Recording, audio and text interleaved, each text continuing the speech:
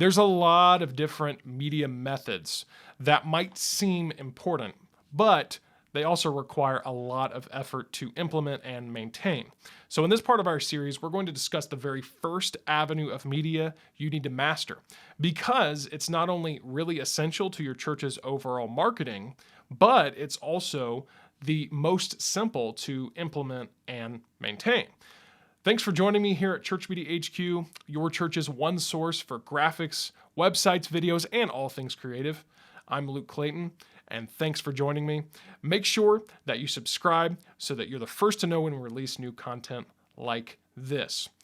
We're going to be looking at how to keep the three key emphases that we've already discussed of worship, teaching, and connection at the forefront of all your marketing with each of the avenues of media that we discuss.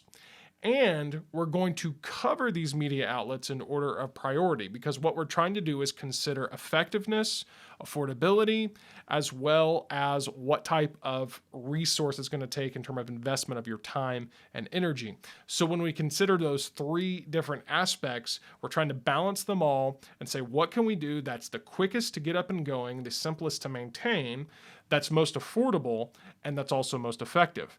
And this first area actually meets all three in that it's the most affordable, it's pretty much free, it's the simplest to get up and going, and it's also the most effective in that it's probably the most crucial area your church needs to make sure it has covered. And that, of course, is your online presence. And what we're talking about here is claiming your space in the digital landscape. We're not so much as talking about the maintenance aspect of it. So don't get overwhelmed with the idea that, oh no, I've got to get a website and get it updated. And, oh, I've got to make sure that my social media I'm posting, every multiple times a day. No. This is just about making sure that you are present in these different online arenas, if you will. And so let's move through our different categories of emphasis. So in worship, how are we going to do that? Well, I think the most obvious is with your website, making sure that you have a website that, of course, communicates your service times and makes that a dominant factor.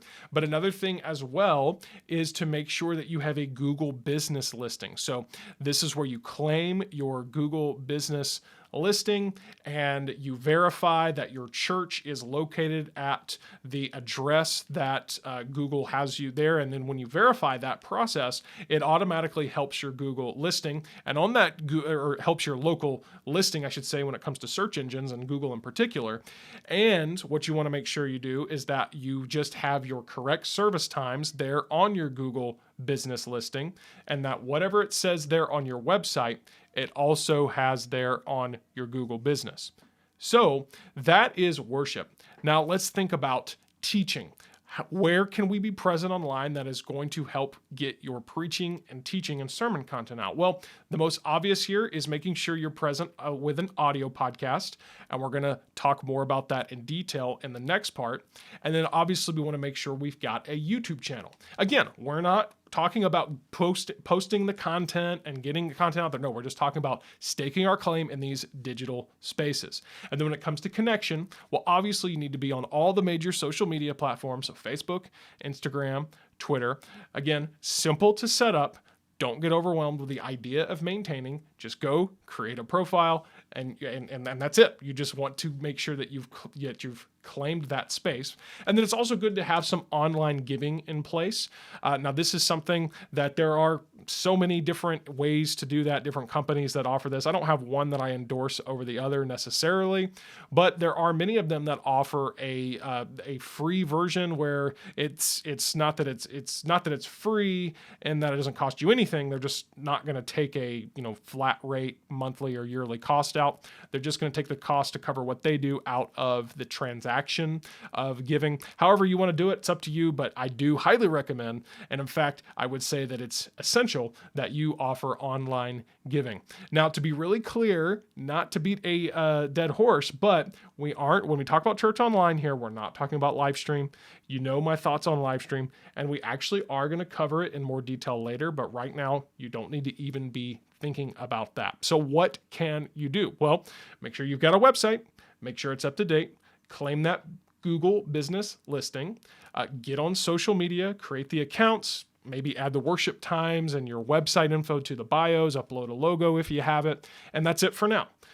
Sign up for online giving.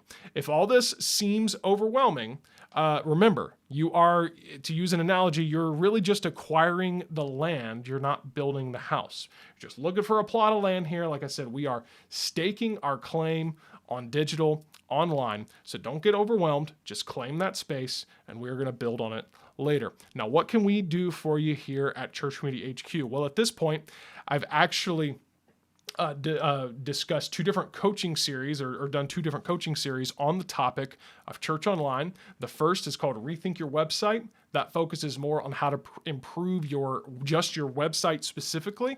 The second series gives a little bit more of a broader approach to your overall online presence. And I've already talked about it before. It's called A Better Way to Do Church Online.